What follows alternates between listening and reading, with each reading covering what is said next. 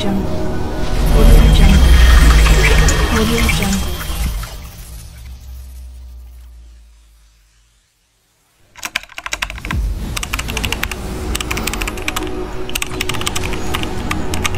Audio Jungle.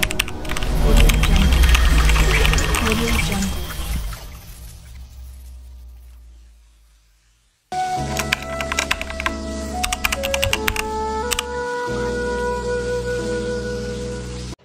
Welcome! In today's rapidly evolving world, science and technology are no longer distant ideas and labs, they shape our lives daily. From the invisible nanoscales to the vastness of climate change system, this chapter brings together three powerful forces: nanotechnology, gene therapy, and climate change.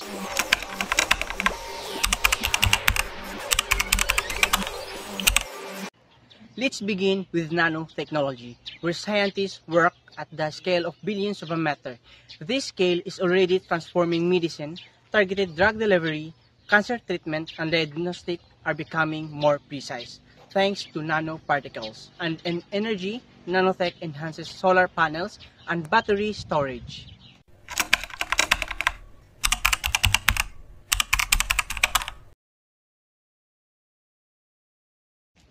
Meanwhile, gene therapy, especially when paired with stem cells, offers hope for curing diseases once thought untreatable. Tools like CRISPR-Cas9 allow scientists to correct genetic errors at their root. Imagine a world where inherited disorders like sickle cell disease or cystic fibrosis can eliminated before symptoms even begin. Dogna and Chap Pinter 2014.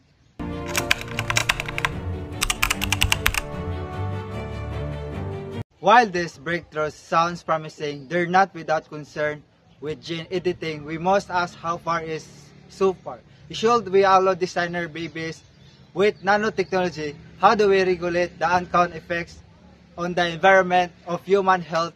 Innovation must be balanced with responsibility. Science and technology are essential tools in tackling today's global challenges. Nanotech filters provide clean water in developing regions. Gene therapy helps prevent hereditary disease burdens and both contribute to new climate solutions, like lightweight materials to reduce emissions and smart monitoring systems for real-time data.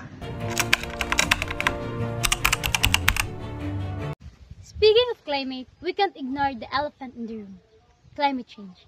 From rising sea levels to extreme heat waves, we are already seeing its impact. Science gives us tools: AI-based prediction model, carbon capture teach, and renewable energy systems empowered by nanotechnology. But we must act now. Delays will cost lives.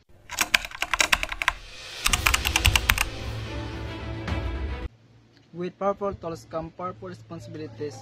Who gets access to this life-saving therapies? Regulating gaps between rich and poor, ethics must be central, whether it's regulating nanomedicine or ensuring gene therapy, does it become a privilege for the few. Science must be guided by justice and compassion.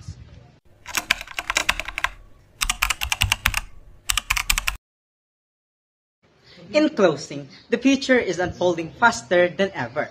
Nanotechnology, gene therapy, and climate science hold the potential to change the world, but only if we use them wisely, support science education, demand ethical leadership, and most importantly, stay curious, because the future isn't written by chance. It's shaped by those who care.